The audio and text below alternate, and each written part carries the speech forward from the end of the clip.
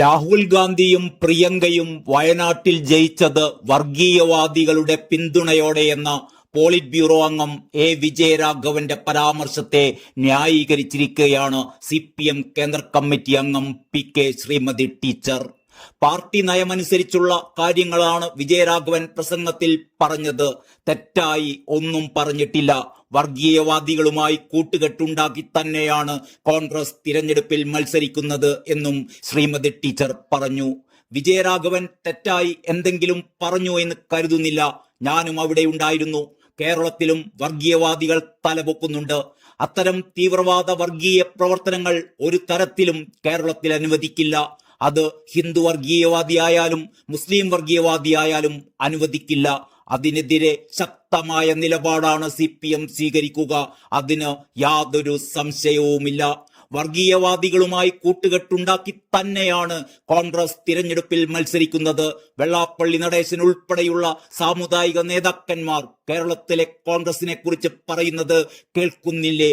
പ്രതിപക്ഷ നേതാവും കോൺഗ്രസും അത്തരം കാര്യങ്ങൾ പറയട്ടെ എന്നും PK ശ്രീമതി ടീച്ചർ പറഞ്ഞു.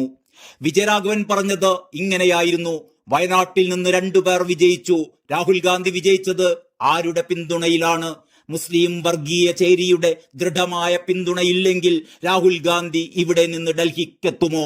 അദ്ദേഹമല്ലേ കോൺഗ്രസിന്റെ ഏറ്റവും വലിയ നേതാവ്?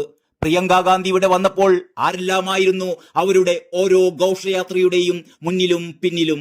ന്യൂനപക്ഷ വർഗീയതയിലെ ഏറ്റവും മോശപ്പെട്ട ഘടകങ്ങൾ, തീവ്രവാദ ഘടകങ്ങളും വർഗീയ ഘടകങ്ങളും അതിലുണ്ടായില്ലേ?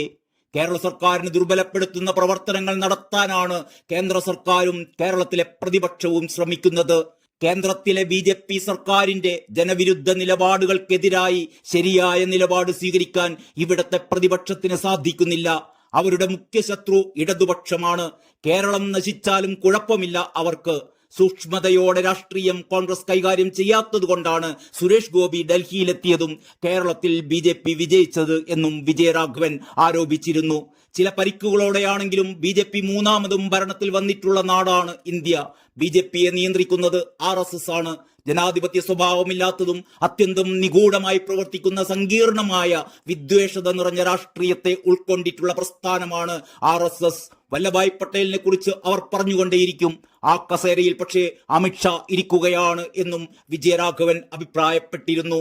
CPM വയനാട് ജില്ലാ സമ്മേളനത്തിന്റെ പ്രതിനിധി സമ്മേളനത്തിലായിരുന്നു വിജയരാഘവന്റെ ഈ പരാമർശങ്ങളെല്ലാം.